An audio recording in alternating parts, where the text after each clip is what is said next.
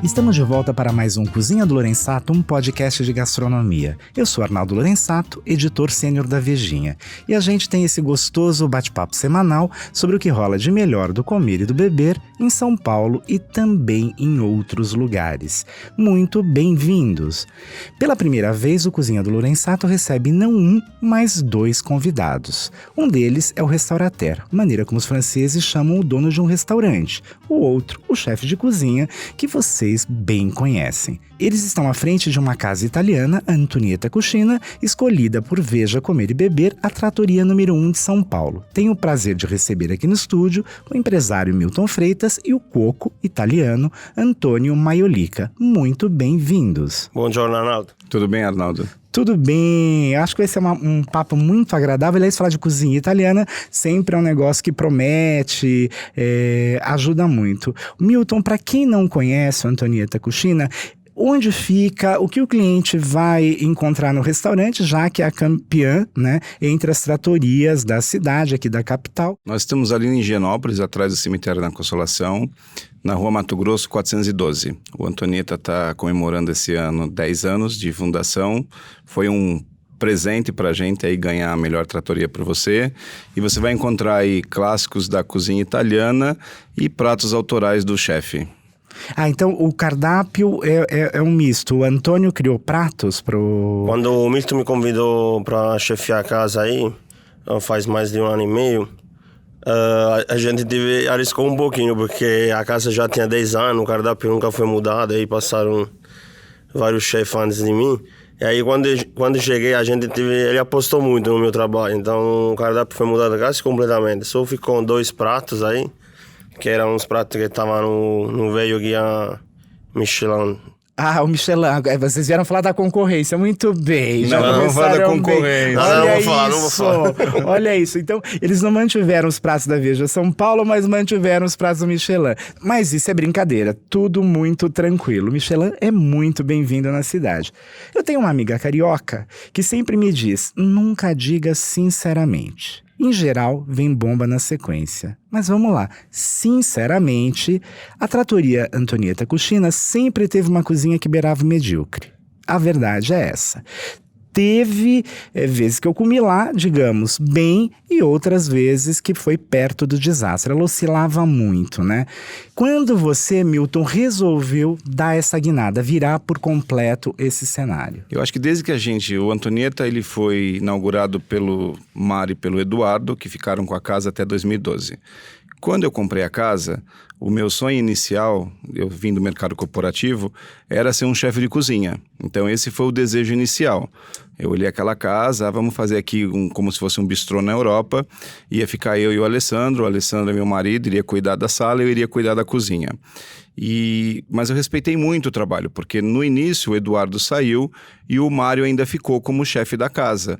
Então, ou seja, a gente comprou na época 70%, o Mário 30%, e eu respeito o trabalho da pessoa. Então tinha a história dele, ele já tinha vindo do Gênova, de uma outra sociedade, ou seja, então a gente fez o quê?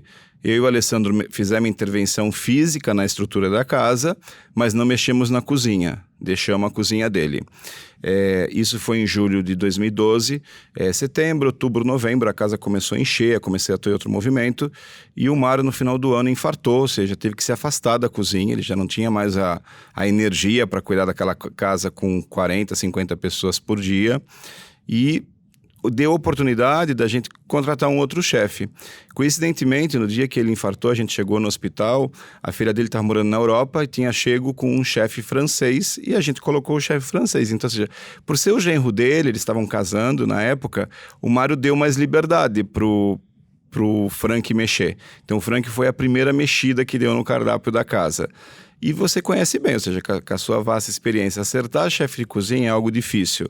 O Frank ficou 3 meses, fez algumas intervenções, aí voltou para a Europa.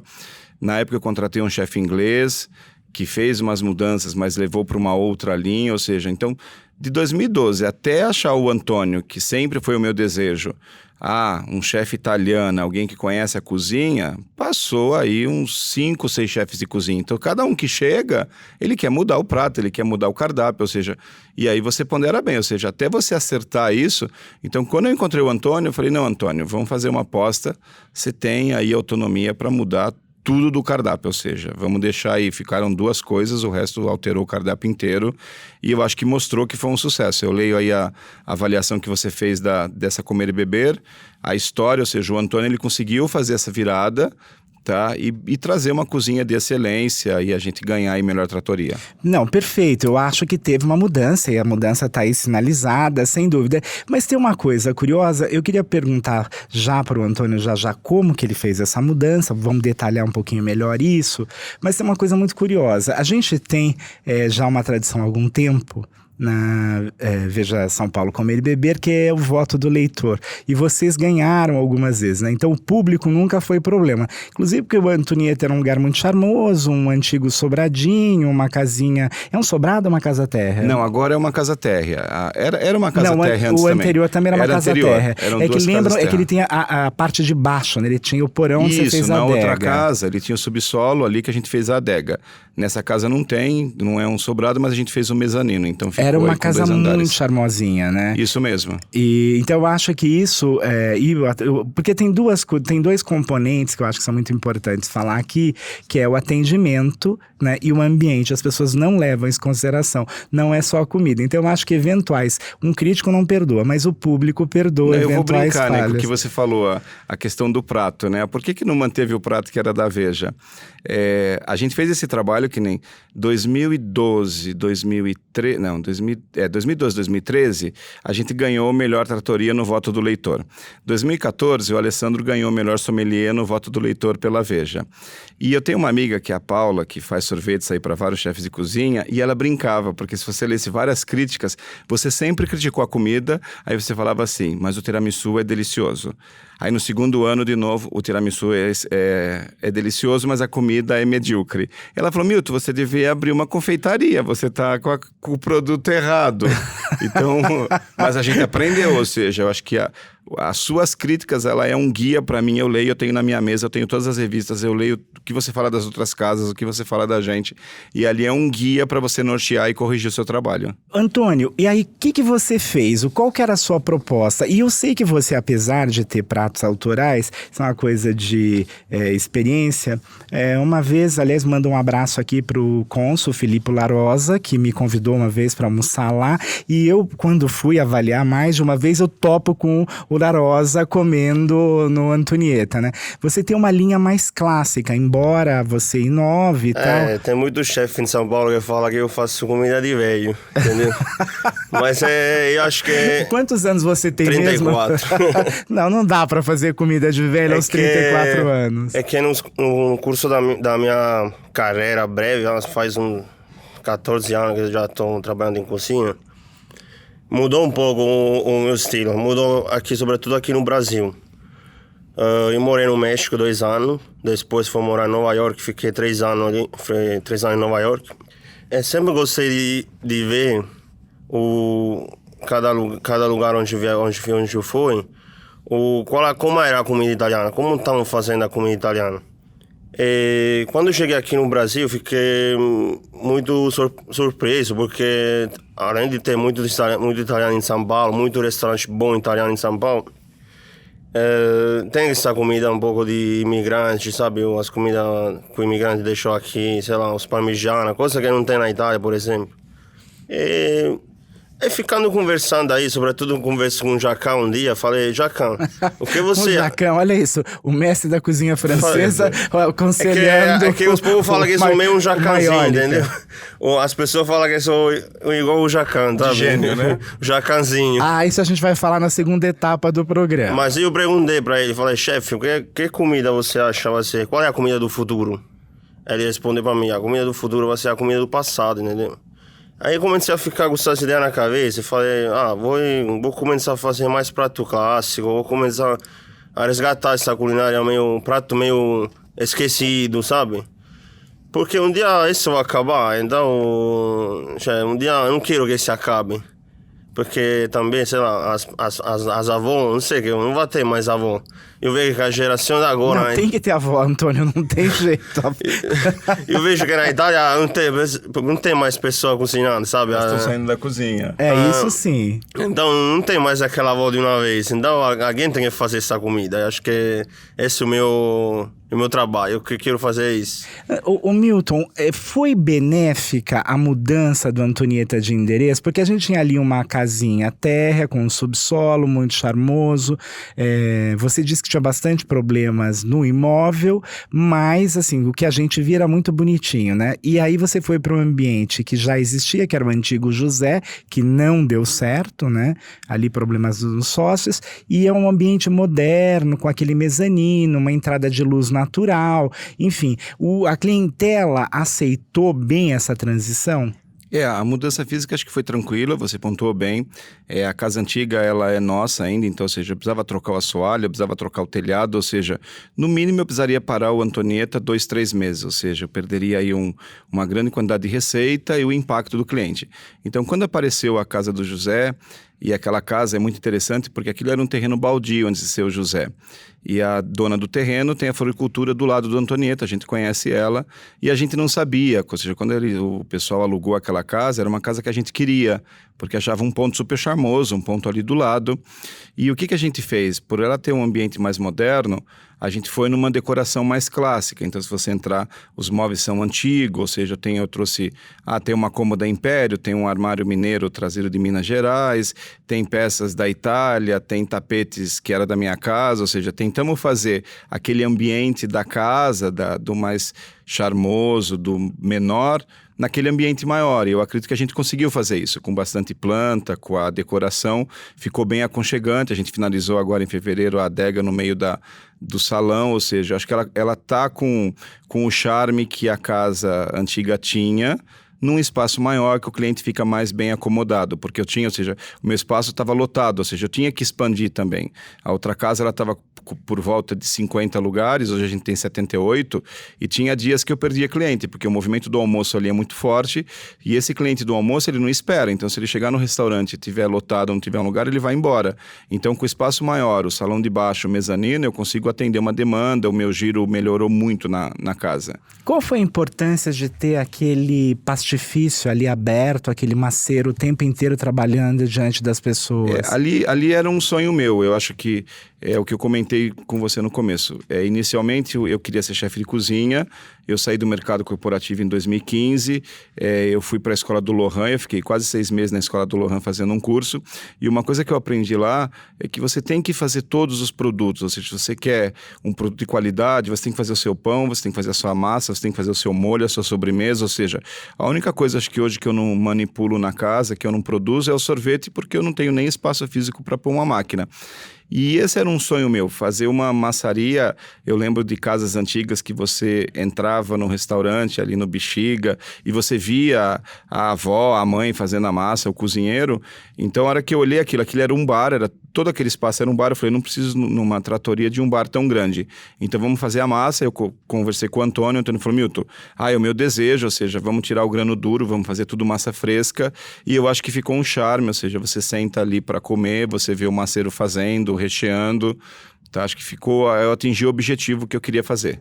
Eu consegui sentar uma das últimas vezes no balcão e foi uma experiência muito enriquecedora você estar diante ali da produção, né? Isso você mesmo. vê como é feito. O Maiolica, diga uma coisa pra mim, eu não tive a oportunidade ainda de conhecer o Antonieta Jardins, né? Vocês têm uma segunda unidade, a gente vai falar um pouquinho de toda essa transição lá, mas eu queria saber o seguinte, o Milton confidenciou pra mim que você gosta de ficar na outra casa porque tem uma estrutura melhor de cozinha, né? A estrutura lá é melhor, você tá ficando cozinha, onde? Onde que a gente encontra o chefe? Eu tô ficando nos dois, a verdade. Amanhã... eu não vi você aqui no Higienópolis, não. Você foi depois de 2 dias, né? Mas eu tô ficando nos dois. A cozinha, claro, a cozinha do Jardins é muito maior, um espaço bem maior. Mas enfim, no final eu prefiro, não sei, pra mim eu quero trabalhar, quero cozinhar, gosto de cozinhar, o lugar não é importante pra mim. Mas o lugar favorece os Jardins, é isso que eu queria que as pessoas soubessem, porque tem essa coisa do bastidor que às vezes você não vê, o que é uma cozinha, o que ela te oferece como estrutura. Uma cozinha maior, com mais espaço, claro, ajuda, ter o espaço ajuda, para criar mais coisa, para poder fazer uma produção diferente, sabe? A cozinha de Higienópolis era menorzinha. O espaço, para complementar o que ele está dizendo, o espaço dos jardins é o triplo do que tem no Higienópolis. É então o é uma triplo. cozinha Nossa, então 3 vezes maior. Nós temos uma entrada de serviço, eu tenho uma cozinha de produção embaixo. E aí, para você entender, que nem eu sei o projeto que era do antigo José, porque eu conheci o Rodrigo, que era o chefe. Em cima, naquele mezanino, era para continuar estoque e cozinha. E ele não fez, ele priorizou fazer aquele mezanino para atender o cliente. Então a cozinha ficou muito pequena. Tá, então eu tenho uma dificuldade de estoque naquela casa, que nem hoje eu estou no meu limite. Vou pegar o exemplo, que nem a massaria, eu vou ter que começar a produzir massa em outro lugar. Eu agradeço você ter colocado o ravioli de abóbora, mas todo mundo agora que vai com a Veja quer comer o ravioli de abóbora. A gente passa a manhã, tarde, noite, de madrugada produzindo ravioli de abóbora. Eu fico feliz que o público realmente acredita no que a gente escreve e vai atrás. Ele vai atrás. Espuma de limão e o ravioli de abóbora é o campeão desde que a Veja saiu assim disparado de pedido. Entendi. Milton, uma coisa é certa, o Antonieta, ele é um lugar que já estava com problemas, você foi lá, comprou o restaurante, você mudou o restaurante. Essa, então, mudança de ponto não te trouxe nenhum inconveniente. Você continuou operando bem ali, inclusive que você é escondido, né? Você tem o salão é tão agradável, mas você tem uma portinha estreita para chegar até o ali restaurante. Uma leitura que eu faço, e agora eu já estou lá desde 2012, a gente está aí 7 indo para o 8º ano, nenhum restaurante conseguiu ir para frente ali na Mato Grosso. Todos que abriram, eles fecharam. Eu acho que eu tive uma grande vantagem. Eu morei naquele bairro e eu trabalhei 6 anos. O meu segundo banco que eu trabalhei era um banco judeu. Então eu tenho muitos amigos que moram em Higienópolis. Então você entender aquele bairro, você entender que a dinâmica do bairro é diferente, que é um bairro que mora mais idosos, que tem uma comunidade judaica, ele nos deu uma outra visibilidade no bairro. Então eu mudar para o lado, e o ponto do 402 ainda é nosso, a ideia é abrir um outro projeto ali na rua, entender, olhar e falar assim, o mercado já nos reconhece, já sabe que nós estamos atrás do cemitério, que a gente faz um bom trabalho e a gente interage muito. Você pega que nem quando o Antônio fez essa releitura do carbonara de pato, ele fez exatamente por isso, porque a comunidade judaica não come porco, então vamos fazer usar uma carne que o judeu ele come, e eu consigo atrair esse cliente, não aquele tão ortodoxo, mas o mais relax, ele acaba comendo e não seguindo todos os preceitos aí da religião. Isso facilita muito, facilita com bastante. certeza. Agora, Antônio, eu queria voltar um pouco no tempo e entender o que te levou a escolher a profissão de chefe, né? E um pouco como era a sua vida em Salerno. E tem uma coisa muito curiosa, aqui em São Paulo tem vários salernitanos e as pessoas acham que eles são napolitanos, é uma coisa um pouquinho diferente, não? Você fez uma pergunta que todo mundo faz, vou estudar então, estudou bem esta parte aí. É que, a verdade, a gente tem uma identidade nossa. A gente não gosta de falar que a gente é de Salerno, entendeu? Porque tem diferença de 50 km entre Salerno e Nápoles, tem uma rivalidade muito forte. Sobretudo por causa do futebol. Tem uma disputa? Muito forte, muito forte. O Calcio. O Calcio é muito forte. Eu estudei informática, sou um técnico informático. Quando tinha 18 anos, saí de Salerno já. Então, vivi até os 18 em Salerno. Fui morar em Rimini. Aí comecei a estudar economia do turismo. Fiz faculdade. Para pagar a faculdade, tive que começar a fazer alguma coisa, trabalhar de garçom.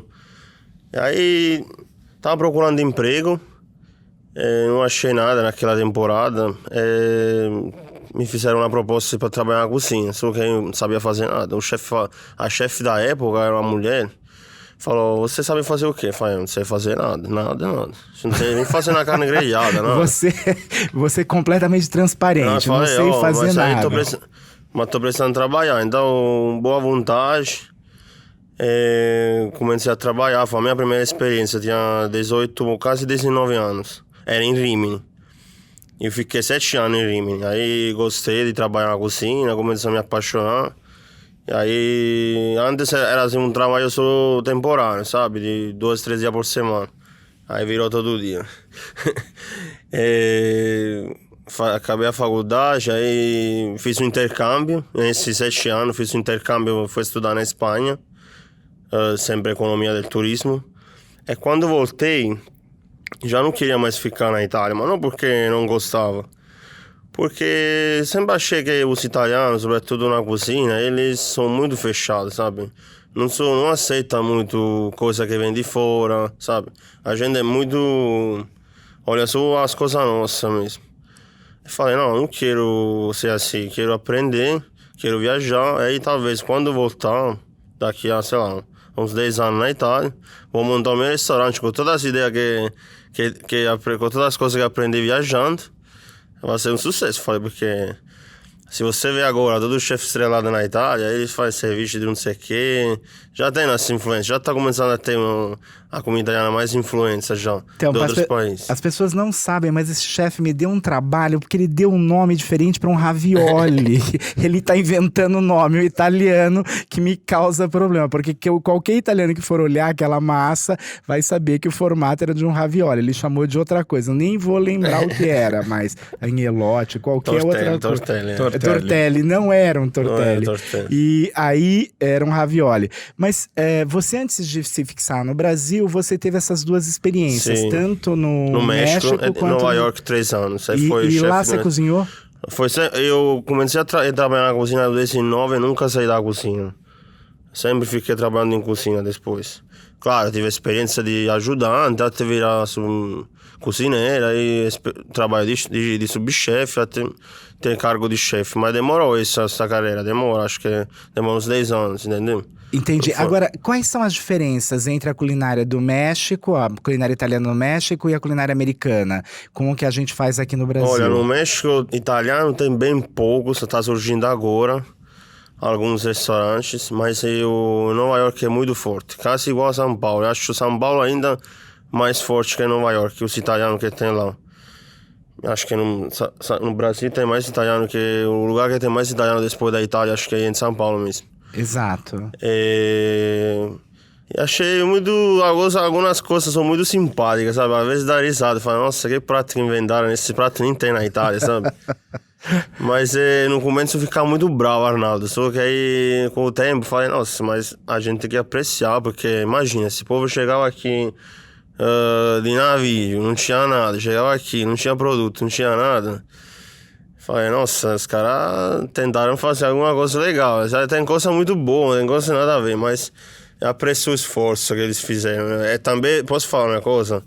A gente está muito avantajado, nós chefes que chegamos agora no Brasil. Eu, por exemplo, faz 5 anos que moro aqui, já tinha bastante produto. Imagina que chegou 20 anos atrás. 30 anos atrás, 40. Com certeza. E tem uma coisa que foi muito significativa, que foi a abertura para as importações. A gente não tinha... Então tinha uma indústria que naquela época patinava, a indústria da massa, por exemplo. Não tinha essa história de grão duro, como queiram chamar.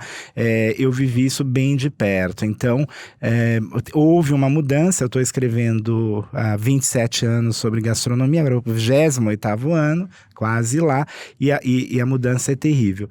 Agora, por que você resolveu ficar no Brasil? Por que você resolveu escolher o São Paulo? Olha, eu estava morando em Nova York, aí eu vim aqui no Brasil em 2014 por causa de férias, por causa da Copa. Sou apaixonado em futebol, então vim assistir jogo da Itália aí. Só que a Itália saiu eliminada na Copa depois de 2 jogos aí, nem foi muito longe não. Aí voltei para São Paulo, porque quando eu estava em Nova York, tive uma aula uma vez com Bottura e com Ducasse junto, na aula. Os dois? Os dois. Alain Ducasse e Máximo Bottura. Porque eles trabalharam junto, porque o Bottura, quando era mais novo, ele trabalhou na França com o Ducasse. E trabalhou em Nova York, morou, casado com uma americana. Então ele foi lá na aula, aí falei, chefe, posso conversar com você? Aí falei, chefe, queria voltar pra Itália. Eu não quero ficar mais fora. Aí ele falou, você tá bem aqui, tá um trabalho bom. Por que vem voltar pra Itália? Pra fazer o quê? Pra limpar a batata no meu restaurante? Vai ganhar muito menos que tá ganhando aqui. Falei, chefe, mas que conselho me dá pra um menino de 27, na época eu tinha 27 aí? O que você acha que eu posso fazer? Aí ele falou, vai para o Brasil, vai para São Paulo, tá em crescimento muito a gastronomia. Eles adoram a comida italiana. Aí falei, tá bom. Aí passou 2 anos, aí tinha a Copa do Mundo. Falei, tá bom, vamos aproveitar a Copa para conhecer o Brasil. Aí já vim com umas dolmas na mala. Falei, se eu vou ficar, já tenho umas facas aí, uns negócios para poder ficar. A ideia era ficar, mas aí o que ajudou a ficar foi também conhecer minha esposa. Ah, sua esposa é brasileira. Foi o dia do 7x1. A gente se conheceu lá na Vila Madalena, ela é psiquiatra. A gente tá 5 anos juntos, a gente tem 2 crianças também, gêmeas. A gente teve a oportunidade de se conhecer, de encontrar você e sua esposa e as crianças naquela festa da República Italiana, isso. né? E foi muito divertido. E você, lá em Nova York, eu me lembro que você trouxe de lá uma ideia que era a utilização total do alimento, uma coisa contra o desperdício. Você consegue implementar isso na Antonieta? Consigo, bastante. A gente não tem... Faz um trabalho, claro, tem que ficar de olho, porque não depende só da gente, entendeu? Depende também dos funcionários que a gente tem que ensinar eles esse negócio, porque o que vi no Brasil, que tem muita comida jogada fora. Nunca vi isso em nenhum lugar. Infelizmente. Nunca vi isso, eu posso falar, não é por mal, mas nunca vi isso em nenhum lugar do mundo. Como jogar comida fora aqui, mas acho que faz parte da educação, ter que ensinar as pessoas, sobretudo a gente pode fazer esse nosso trabalho para a geração que vem no futuro. Acho que tem muitos chefes em São Paulo que estão fazendo isso, o caso do Corutella, aí, o trabalho incrível do cara aí, do César. Nosso chefe revelação que já esteve nessa mesa. Que legal. Mas, enfim, eu acho que esse é o futuro, Arnaldo. A gente tem que correr todo mundo junto para ter menos desperdício, para tentar aproveitar tudo. Mas acho que eu fui ensinado assim, minha mãe me ensinou assim, entendeu? Acho que vem do... Sobretudo a Itália, a Itália, a Europa, são países onde passou guerra. A gente é acostumado a sofrer um pouco assim. Claro, o Brasil tem outros problemas, que não estamos aqui agora a falar, porque vai ser muito longo a conversa, mas eu acho que é só a gente poder ensinar as pessoas mesmo a não jogar muita comida fora, acho que... Milton, eu quero voltar no seu passado. Você era executivo da área de telecomunicações por último, né? Trabalhou em banco e tal. O que foi o clique que te levou a mudar de área, né? Eu já tinha esse sonho de ser cozinheiro, de ter um restaurante, mas eu achava que isso ia acontecer mais lá na frente, tá? Quando eu tivesse uns 60 anos, quando eu aposentasse. E a história é muito engraçada, porque eu conheci o Antonieta em 2010. E quando eu entrei no Antonieta, eu morava ali perto, na Alameda Barros, eu vi o Mário, o Eduardo, eu não sei se você lembra, o Antonieta era todo cor-de-rosa, dentro era uma fruta cor, as mesas eram toalha cor-de-rosa, os chefes eram de doma cor-de-rosa. Aí eu olhei o Mário e o Eduardo ali, eu falei, nossa, que coisa interessante, é um casal gay aqui junto, trabalhando junto. Só que não era um casal gay. Não era um casal gay, né? Quando eu comprei o Antonieta, eu contei, dei risada com o Mário, com as esposas dele, mas você olhando, uma casinha cor-de-rosa, 2 senhores ali na cozinha, uma doma cor-de-rosa, parecia uma casinha de boneca, que era a casa da dona Antonieta. Mas você veja uma coisa, neste país acreditam que meninas têm que usar rosa e rapazes usar azul. E aí, esses 2 rapazes que não eram gays, eles usavam rosa sem problema algum. Sim. Não, isso eu concordo com você, mas uma coisa que me remetia, que eu até havia pouco tempo que um deles faleceu. Tinha os 2 arquitetos de Higienópolis, que eu acho que é o casal gay mais conhecido da cidade. Então, eu morando ali, eu vendo os 2, eu tô brincando com a história do cor-de-rosa, mas eu pensei que era um casal gay. E eu olhava... Mas todo mundo acho que pensava. A gente tem uma coisa de... um modelo pronto, né? É verdade. Para identificar, avaliar. É a questão do preconceito que a gente já entra. E quando eu vi aquela casa, era bem o modelo que eu queria. Parecia um bistrozinho, charmosinho, no bairro de Higienópolis. E eu olhei e falei, isso aqui eu vou ter lá na frente. Em 2010, 11, que eu comecei a namorar o Alessandro, tá? E um casal gay, um casal hétero já é difícil, e eu falo porque eu fui casado 10 anos, eu tenho 2 filhos. E um casal gay não tem muita coisa para você fazer, ou seja, o protótipo do casal hétero você já sabe, você noiva, fica noivo, casa, tem os filhos, aí depois vem os netos. O casal gay tem que criar um projeto. Então, quando a gente começou a ter dificuldade no relacionamento, a gente foi fazer terapia. Eu tenho uma terapeuta de muito tempo que veio de um grupo de pais gays que vivem em relações homoafetivas.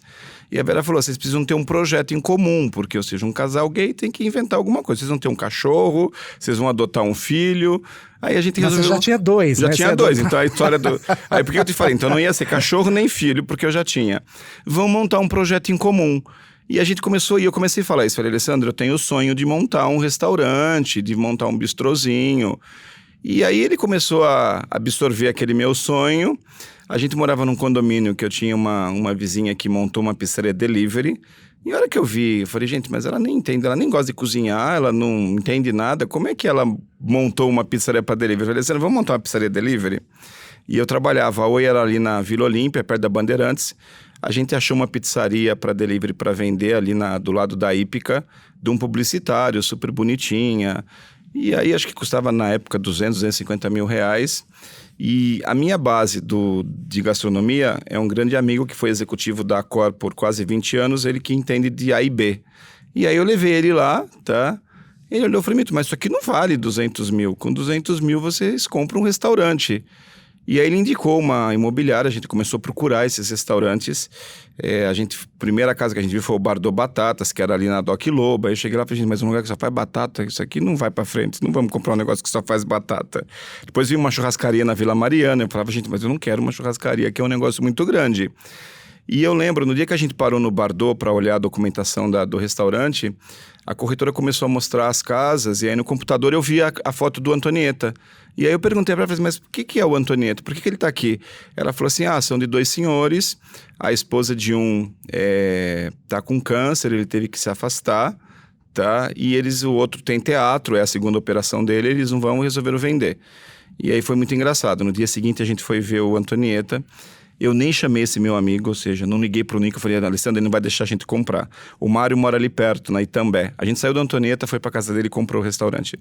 Ou seja, aquilo, a hora que eu entrei, me remetia à visita de 2010, e aí começou com esse modelo, ou seja, o Alessandro saiu do mercado de telecomunicações primeiro do que eu, foi ficar à frente da operação da casa, o Mário ficou com a gente durante 8 meses, então o Mário cuidava da cozinha, o Alessandro cuidava do salão, foi estudar de vinho, e eu fiquei na Oi ainda até 2015, e eu fazia o administrativo, o financeiro, o marketing, é o que você pontuou. Essa relação com o cliente, essa parte de rede social, eu peguei o nascimento da Oi, ou seja, a Oi ela nasceu muito focada em rede social, em um público jovem. Então essa interação com o público, eu brincava. Quando tirou aquela do premiado da Veja e ir para a festa da Veja, que nós ficamos super felizes. Você imagina, o primeiro ano a gente ganha voto do leitor, eu nunca esqueço a festa lá na Casa Fazano, a gente entra lá, olha todo mundo, olha você, olha as pessoas. Hoje em dia eu conheço bem esse mercado, eu sei que as pessoas se conhecem. E eu e o Alessandro olhava para todo mundo, ou seja, dois desconhecidos entrando na gastronomia. Eu lembro que eu ainda liguei pro Mário, eu falei, Mário, é o reconhecimento que a gente tá no caminho certo, e a gente entrou nesse mercado pela porta da frente, ou seja, independente que não foi a do crítico, não foi o teu prêmio, mas a gente ganhar o voto do leitor, para mim era o mais importante, porque era o meu cliente. Então, ou seja, ganhar 2 anos o voto do leitor e depois o Alessandro como sommelier, eu falei, a gente tá no caminho certo. E foi isso. E o que foi a finalização para você entender? Eu já tinha ganhado 3 Vejas no voto do leitor. Em 2015, quando o Guia Michelin lançou no Brasil e a gente entrou com uma das pouquíssimas casas no Bibi Gourmand, eu falei, não, isso daqui eu tô no caminho certo. Cheguei na Oi e falei, olha, vamos negociar a minha saída que eu vou entrar no mundo da gastronomia, e eu tô super feliz com a mudança aí que eu fiz. E hoje o Grupo Antonieta tem quais negócios? Hoje nós estamos com 6 operações. Nós estamos com a Antonieta Higienópolis, nós estamos com a Antonieta Jardins, o Jacarandá ali em Pinheiros, que eu adquiri em 2016, o Takadaru, que é o Izakaya ali no Baixo Pinheiros, que a gente adquiriu em 2017. Começo de 2017, eu abri o Raiz Bar, que era o bar embaixo do Jacarandá, desculpa, o nosso Speakeasy Bar, e o Armazém Jacarandá. O armazém continua? O armazém continua. Eu estou em obra porque Porque você havia me dito que você ia fazer alguma outra coisa lá. O que nós estamos fazendo, tá? Eu estou com 2 projetos parados. Esse ano eu dei uma pisada no freio, eu quase infartei em abril, eu fiquei 3 dias na UTI e eu resolvi... Todo o grupo é eu e o Alessandro, ou seja, eu não tenho investidor, eu não tenho dívida bancária, então eu falei, gente, não precisa sair que nem um... A ideia, para você ter uma ideia, o projeto original era fechar 2019 com 10 casas. Quando eu fiquei muito mal e eu achei que, sabe, meu filho que me levou pro hospital, meu filho chorando em cima de mim e eu vi aquilo ali, eu falei, gente, eu vou morrer, é muito novo. Eu desacelerei o projeto e aí eu foquei algumas coisas que era adequar a Casa dos Jardins, porque foi muito engraçado. O dia que eu contratei o Antônio, a entrevista dele foi lá nos Jardins, que era o Oba ainda que a gente tinha comprado. E o Antônio chegou lá e falou assim, mas por que você não faz um italiano aqui? Eu falei, esse italiano é louco, né? Acabou de chegar, que eu faço uma casa italiana? Tá vendo, Antônio? E eu sei um bastidor que ele te tirou da Tapo Trattoria, que é do Beni Nova, e que ele fez uma oferta que era irrecusável. Fiquei sabendo. Olha, não foi muito isso. O bastidor foi o seguinte, quando eu comprei o Takadaru, eu precisava dar uma mudança no Taka com o chefe, aí eu não entendia nada, que nem eu era para ter ido começo de 2017 com a Thelma pro Japão para eu entender o que era um izakaya e eu não consegui ir. Mas que Thelma você tá falando? A Thelma do Aizome. A Thelma Shiraishi, que visita o Japão com frequência, virou embaixadora da culinária japonesa. Para você entender, o que me mostrou muito do mercado da gastronomia, logo que eu saí do mercado corporativo, eu fiquei quase um ano com meu pai no Love Story, a casa, ele é sócio, ele que fundou o Love Story. Uma balada para adultos. Uma balada para adulto, tá? Para quem não conhece, Love Story, o Love Story é uma balada para adultos, próxima à Praça da República, no centro de São Paulo. Mas é a casa mais antiga, acabou de completar 28 anos, tá? Nós temos assim, eu brinco, né? Que é a nossa madrinha, que é a Janaína Rueda. E o ano que eu fui pro Love Story, o Jefinho tava com as obras para abrir a Casa do Porco. Ele está falando então de um casal emblemático que ainda vai sentar nesta mesa. Aliás, achei que ia ser a primeira dupla que eu fosse entrevistar, mas que ainda não fechamos a agenda. Os Ruedas. Os Rueda, tanto o Jefferson quanto a Janaína, que fazem um trabalho lindo ali no centro da cidade. Isso para te remeter inegável. Isso, na época que eu fiquei ali, o Jefinho inaugurou a Casa do Porco em 12 de outubro, Dia das Crianças de 2015. A gente fez a festa da inauguração da Casa do Porco no Love Story. Logo em seguida, a gente fez a festa de encerramento da Prazeres da Mesa, com vários chefes, estava o Virgílio do Central, estava o Vladimir lá, o russo, e aquilo me aproximou de todos os chefes de cozinha. Logo em seguida, naquela semana, eu conheci o Alex Atala, na Casa do Porco, o Jefinho que me apresentou, e falou, o Alex me confidenciou que o sonho dele era fazer uma galinhada no Love, que meu pai nunca tinha deixado. E a gente fez a primeira galinhada, tá? Foi um sucesso. Logo em seguida, a gente fez os 5 anos da galinhada, que foi o Rock in Love. Noticiamos algumas vezes na Vejinha. Isso mesmo. E logo em seguida, o Jefinho, todo começo do ano, ele homenageia um país. Começo de 2016, ele homenageou o Japão. A gente fez uma festa também de abertura, que foi o Porco Love Japan. Então você começava jantando na Casa do Porco, aí você entrava no Love gratuitamente. Do Love você saía na madrugada, que ele deixou aquela janelinha aberta e você pegava um ramen. E eu conheci o Jô Takahashi, ele que ajudou eu e a Janaína fazendo a curadoria desse Porco Love Japan. E na época que eu comprei o Taka, eu liguei pro Jô. Falei, Jô, eu não entendo nada de japonês, eu preciso da sua ajuda. Então ele que me aproximou da Thelma, a Thelma me deu uma orientação o que era um izakaya. Na época a proposta era muito de Okinawa, então é o sul do Japão, é aquela coisa tropical. E logo em seguida eu conheci o Murakami, eu cheguei a convidar, o Murakami tinha saído do Kinoshita, ele falou, eu tô com outros projetos, eu vou fazer uma coisa com a minha família, tanto que ele abriu aí o restaurante dele, mas eu vou te indicar um chefe de cozinha que eu conheço, me dá uns dias, eu vou te auxiliar nisso.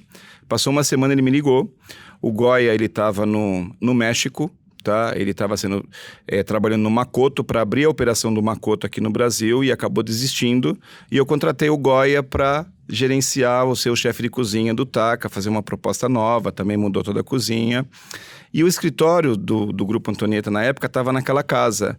E ele viu ali eu conversando que eu precisava arrumar um chefe pro Antonieta, e ele falou, Milton, eu tenho um amigo, que é o Antônio, que é um italiano, que está numa casa e que não está satisfeito porque ele quer criar os pratos dele e, infelizmente, ele não pode criar o que ele quer fazer. Você quer conhecer ele? E aí volta lá atrás, eu sempre quis um chefe italiano, era o meu sonho ter um chefe italiano. Então quando o Goya me apresentou para o Antônio, e aí eu olhei para o Antônio e falei, Antônio, eu não tenho esse problema, ou seja, o que você quiser mudar no cardápio do Antonieta, você tem carta branca, você muda o cardápio inteiro. Menos os pratos do Michelin. Não foi nem isso, é que nem a Veja hoje. A pessoa chega com a Veja, mostra a foto do ravioli de abóbora, então durante 3 anos saiu um prato, um peixe com crosta de amêndoa. Todo mundo que chega com aquele guia quer esse prato. Eu falei, Antônio, faz o seguinte, faz uma releitura desse peixe, mas não tira, porque são públicos bem diferentes. A Veja, ela atrai o público, o paulistano, ela atrai o pessoal do estado de São Paulo, alguns de fora. O guia Michelin, ele atrai muito estrangeiro. Então, ou seja, você imagina um estrangeiro chegar com aquele guia e eu dizer que eu não tenho prato. Então eu falei, Antônio, você pode mexer em tudo. Ou seja, ele fez a releitura do tiramisu, ele fez a releitura do peixe. Foi as únicas coisas que ele manteve. Mas ele não pontuou isso. O tiramisu não saiu por tua causa, porque eu falei, olha aqui, ó, se o Arnaldo escreveu que o tiramisu é o melhor doce, é melhor que a comida, isso aqui você vai manter. Tá? Então isso você esqueceu de dizer. Ficou o tiramisu por sua causa e o peixe por causa do guia Michelin. Tá, vamos lá. Quem são seus sócios no Grupo Antonieta? É só eu e o Alessandro. Ah, os filhos não? Não, os meus filhos ainda não são. Eu ainda brinco, eu falo assim, é uma empresa familiar, tá? Eu, Alessandro, meus filhos, a gente mora junto, a gente brinca, a gente é uma família moderna, a nova família tradicional brasileira, tá? Eles estão muito próximos da gente, ou seja, foi até uma opção deles. O meu filho mais velho, o sonho dele inicial, ele queria ser chefe de cozinha. Na época ele ficou 3 meses na cozinha, desistiu, saiu do restaurante, foi Qual trabalhar... Qual que é o nome do mais velho? O Ariel. O Ariel. Tá? O Ariel desistiu, não queria mais, foi na época trabalhar no Grupo Accor, ficou 1 ano no Grupo Accor, depois voltou a trabalhar com a gente no Antonieta lá em Higienópolis, saiu, tinha uma namorada em Santos, queria voltar por causa da namorada, foi trabalhar na abertura do novo hotel em Santos, passou 1 ano, voltou para São Paulo, tá com a gente, hoje ele que cuida dos eventos. O mais novo demorou um pouco mais. Quando eu me separei, a mãe deles mudou para Santos com eles. Logo que o Ariel fez 18 anos, ele veio para São Paulo. E o mais novo não, ficou com a mãe e trabalhava com eventos, trabalhava em bar, de final de semana, em pizzaria. Fez faculdade de gastronomia. Estava trabalhando no Parque Balneário. Quando ele terminou a faculdade de gastronomia há 2 anos atrás, ele ligou e falou, pai, eu quero voltar, eu quero trabalhar com o senhor. O Armani é o que rodou todas as casas, ele passou pelo Jacarandá, ele passou pelo TAC, ele passou pelo Raiz, passou até no extinto Solo lá com o Danilo, ou seja, ele rodou todas as operações, hoje ele é o gerente de atendimento do Jacarandá. E o que eu pontuo? É uma empresa familiar, eles são os próximos aí que tem a linha sucessória, se não acontecer nada, mas quem trabalhou 35 anos no mercado corporativo, quem trabalhou 20 em empresa foi eu, Alessandro. Então, tudo que a gente tem ainda é nosso, tá? Que eu brinco, a hora que vocês herdarem alguma coisa ou vocês adquirirem com ajuda financeira, alguma casa vai ser de vocês. Hoje é só minha e do Alessandro, não tem ninguém ainda na sociedade. Nós vamos agora para a nossa sessão Fast Food, a nossa sessão de perguntas rápidas para respostas ainda mais rápidas.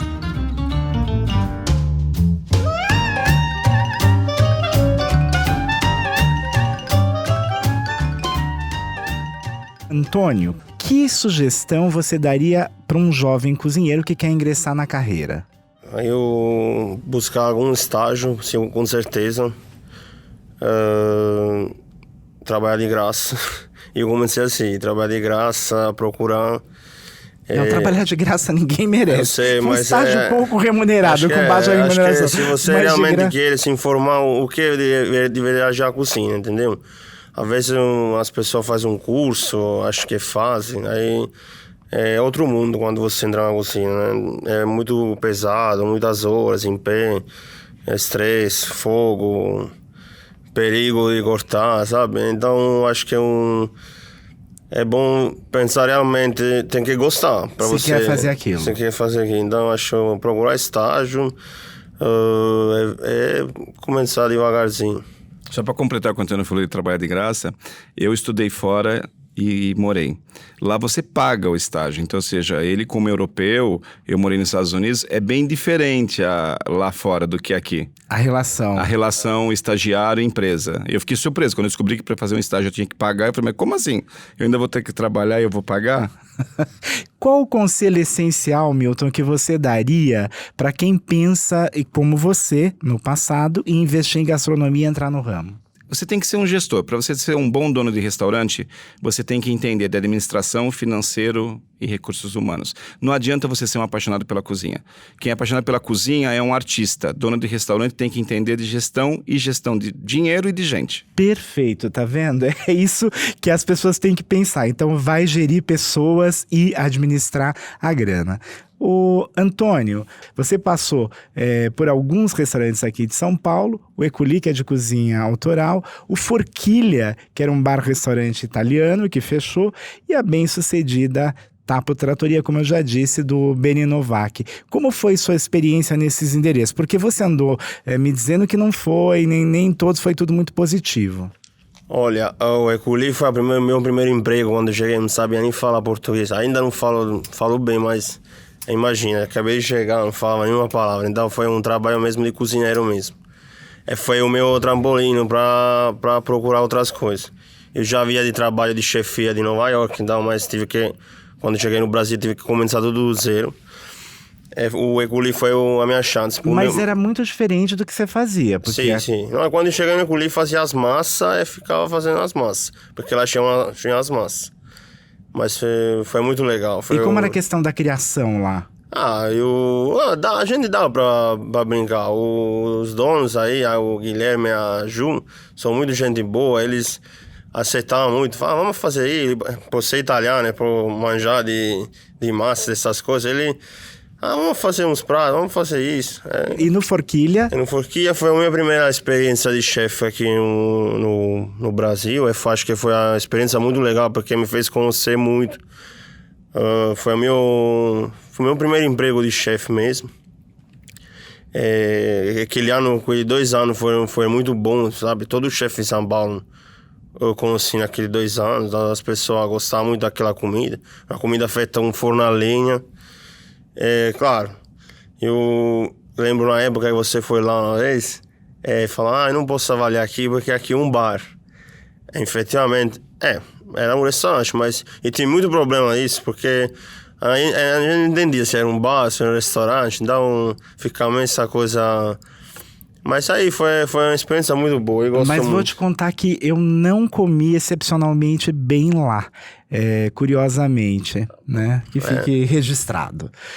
E a Tapo, como é trabalhar com o Beni? O Tapo eu gostei também, foi uma experiência boa. Eu saí de boa, eu falo sempre com o Beni, com o Renato, o rapport é muito bom com eles. E acho que aprendi muita coisa com o Beni, porque o Tapo é um lugar mini, tem 30 lugares. A gente se espreme no salão, viu? Mas aí funciona muito bem, a comida sai muito rápida, a cozinha é muito pequena também. Acho que também acho que é um caso de estúdio para as pessoas, entendeu? Porque é menor que a cozinha do Antonieta? É quase igual. Não muda muito, não. Milton, quais são os seus principais concorrentes hoje? Eu acho que cada região aí eu tenho um concorrente, ou seja, o próprio Tapo está muito perto aí do Antonieta Novo nos Jardins, ali no Higienópolis. Eu não vejo como um concorrente porque as casas estão com uma certa distância, então ali a gente tem o Così, uma casa italiana, tem o Modi, mas eu acho que tem cliente ali para todo mundo. No Jacarandá, que é ali em Pinheiros, eu estou bem próximo do Arturito, mas eu acho que o mercado de São Paulo é muito grande. Se você fizer um produto de qualidade, com uma matéria-prima de boa procedência, tem cliente aí para todo mundo. E você costuma frequentar essa concorrência para entender por que e como eles fazem sucesso? Bastante, que nem quando você pontua aí do Bene no Tapo, quando eu entrei nesse mercado, eu venho do mercado completamente diferente, ou seja, que a gente tem que fazer benchmark. Então, logo que a gente comprou o Antonieta, e eu fazia conta com o Alessandro para entender, eu falava, Alessandro, num restaurante só a gente não vai ganhar dinheiro, a gente ganhava mais dinheiro como funcionário. Então, o que eu mapeei? Eu mapeei muito a Ana Massotti, com La Fronteira, o Jacarandá, hoje que é meu e que era dela, e o Martim Ferro, e o Bene, que tinha o Tapo, o IC e o 210 Dinner. E eu falava, se a gente tiver três restaurantes, a gente somar o dinheiro de 3 casas, a gente vai ganhar próximo do que a gente ganhava no mercado corporativo. Então essa sempre foi a minha meta. Eu acho que em 2015, quando eu virei a chave, eu coloquei uma meta e falei, nós precisamos ter 3 casas. Eu falava isso para todo mundo e foi o que eu fui atrás e crescemos e montamos o grupo. Milton, você que já chegou a ser indicado para Restaurateur do Ano, o que você acha do chefe empresário Rodolfo De Santis? Eu admiro bastante o Rodolfo. Eu conheci o Rodolfo quando ele estava no Tapo, em 2014. Na época, para você ter uma ideia, eu convidei ele para ele ser o chefe do Antonieta Higienópolis. Ele não aceitou porque, ou seja, ele tinha acabado de sair do Domênico, ele estava no Tapo. O Tapo, ou seja, eu só tinha lá o Antonieta Higienópolis pequenininho e o Ben aí com 3 casas. Acho que tinha, nós vamos fazer uma outra casa, você vai ser o chefe. E o Antônio... O Rodolfo, ele me ajudou, ele revisou as minhas massas, ele corrigiu que eu tinha que pôr a farinha, esqueci o outro negócio que põe na massa, como é que chama? Sêmola. A sêmola, ele me ensinou a fazer aquele stinco que ele tinha, então, ou seja, na época que eu tava no Love, ele foi nas festas, ou seja, eu admiro bastante o trabalho dele, eu não tenho nada para falar do Rodolfo, eu olho e falo assim, muito pelo contrário, ele me ajudou muito, deu uma consultoria completamente de graça. Antônio, você frequenta restaurantes como o Nino Cucina ou MoMA, Modern Mama Osteria? O Nino foi difícil, agora tá sempre cheio, tem sempre uma fila aí, mas no começo foi 2, 3 vezes aí comer. E o MoMA nunca foi. Nunca foi, porque são casos, são cases de sucesso, né? Você, Antônio, é um chefe tranquilo ou linha dura, como eu ouvi dizer? Linha dura, acho que... Mas aí tá melhorando, tô ficando mais... Linha dura. Tô amaciando, tô mais tranquilo agora, tô mais calmo. Tá certo, tá certo. Vocês estão ouvindo, não fui eu que disse, ele tá confirmando. Milton, você ainda cozinha? Cozinho, mas eu desisti das cozinhas. Quando eu comprei o Jacarandá, eu entendi que eu não podia ficar com o Alessandro, com um casal trabalhar junto, não ia dar certo. E eu tentei ficar na cozinha, mas eu tenho 2 hérnias operadas, eu não consigo ficar em pé tanto tempo, então eu só cozinho em casa. Milton, alguns dos seus negócios não tiveram um tanto êxito, né? Que foi o caso do Solo, que não foi adiante, e o Mimo, mais recentemente, lá com a Fernanda. Não, o Mimo a gente nem avançou. Não avançou, não, foi quando você ficou doente. Ideia, eu estava fazendo a reunião com todos os chefes, os gerentes, eu faço uma reunião trimestral, que é o Café com Líderes. A Fernanda estava lá para apresentar o Mimo. A reunião começou às 8, às 9 eu passei mal, fui para o hospital, internei na UTI. Então, ou seja, o Mimo ele parou, ou seja, eu fui para o hospital, fiquei afastado de licença. E o Sol era algo que a gente tentou, foi o primeiro modelo que não estava 100% na minha gestão e do Alessandro. Então a gente tentou com o Danilo, mas Danilo na época ele tinha um gênio difícil também, mas ele está comigo até hoje. Fechou o Solo, está no Jacarandá, fez o estágio em Roma, voltou, está lá com a gente já. Você chegou a convidar o Bruno Alves, que é chefe do Albertina, para trabalhar contigo. Você tem alguma participação na Albertina que substituiu o Solo? Não tenho participação nenhuma. Na época, o Bruno era muito amigo do Danilo, então logo que a gente saiu do Solo, ele falou, Milton, tem um amigo aqui que tá no Code, que vai sair e tá disponível, adora comida italiana, e aí foi uma indicação do Danilo, ele ficou com a gente um tempo e saiu. Eu falo isso porque ele acabou de ser premiado, né, recentemente, foi pra Itália, né, lá com o Romito e com o chefe Romito, porque ele ganhou um prêmio de cozinha italiana. Curiosamente, é o 3º lugar entre as tratorias da cidade. O Izakaya Takadaru passou a ser lucrativo? Passou. Ainda é uma operação assim, não é a casa mais lucrativa, porque é uma operação cara, tá? O produto que a gente tem lá, hoje quando eu olho ali o CMV, é o maior CMV que eu tenho, mas é uma casa assim que não me dá prejuízo, ou seja, então para mim tá no lucro. Você abandonou o projeto de ter um bistrô com o Caio Toboni, que era do I? Você vai abrir um bistrô? Vai ter uma casa francesa ali onde era o antigo? Vai, nós vamos ter uma casa francesa. O problema do Caio foi um outro. Na época a gente queria trazer o nome Ui, e quando eu fui fazer a documentação, eu descobri que a marca Ui era registrada, que eu não podia usar. E o Caio estava com outro projeto, que ele trabalha no Hits, eles iam abrir novas operações. Foi logo em seguida também de eu ter ficado doente. A ideia é a gente abrir agora nesse primeiro trimestre. As novidades o projeto está lá, porque a casa é nossa, é reabrir o bistrô francês. E a novidade é abrir uma pizzaria. Ah, uma pizzaria? Uma pizzaria. Eu ia perguntar qual que era a sua investida, você já adiantou. Tem endereço? Tem, vão ser todas na Mato Grosso. Ótimo. Eu quero todas as operações uma do lado da outra. Parecendo o Rodolfo de Santos, ali o imperador do Itaim. Olha, corrigindo, não foi o Rodolfo o meu parâmetro. Meu parâmetro foi a Mancini, que eu conheço há mais de 30 anos. Eu quero muito fazer... ali na Mato Grosso tem a história do Boulevard, que a época da 2009, 2010, o Estadão começou com a história da Consoleta. E tem um Boulevard, que é um projeto do André Matarazzo. Eu quero resgatar esse Boulevard e fazer aquilo ali, o que o Mancini fez na Vaiandava. Aliás, que bom que esse nome Consoleta não pegou. Além de ser uma adaptação, é muito feio. Me perdoem os meus colegas.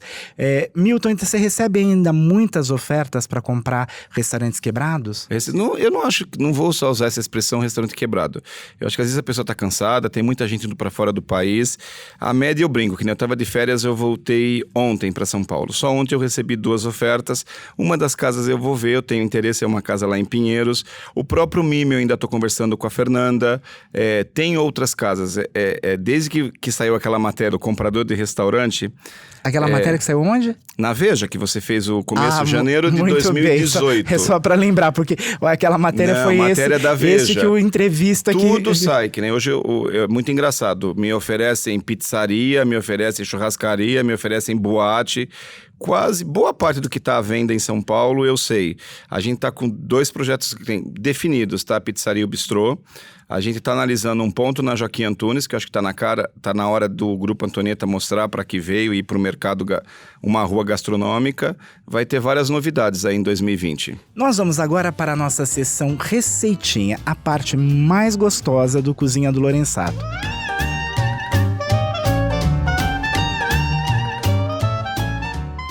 Antônio, o que você vai ensinar para os nossos ouvintes que seja fácil de fazer em casa? Eu vou ensinar uma massa que me está dando muita satisfação aí no restaurante, que é uma massa com ragu genovese, muito simples. Você tem que pegar 1 quilo de carne, pode ser músculo com miolo de acém, meio a meio, e 1 quilo de cebola, então parte iguais de carne e cebola. Primeiro você refoga a carne na panela, na frigideira. Depois ele tira a carne. Refoga a carne com o quê? Com azeite? Um pouco de azeite.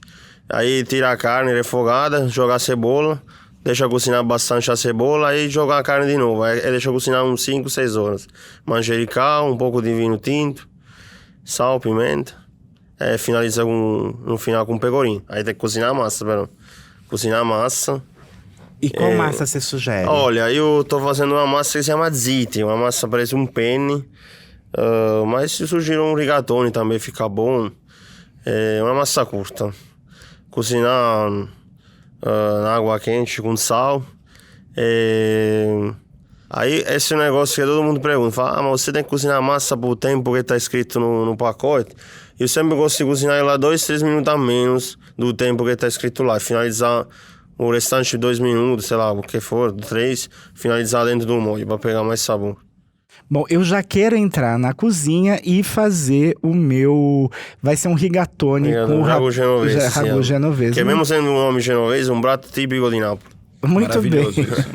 Eu sou Arnaldo Lorenzato e recebi hoje aqui no estúdio o restaurateur Milton Freitas e o chefe de cozinha Antônio Maiolica. Muito obrigado, Milton. Muito obrigado, Arnaldo, pelo convite. Prazer estar aqui com você. Obrigado, viu, Antônio? De nada. Até a próxima sexta. Um abração a todos.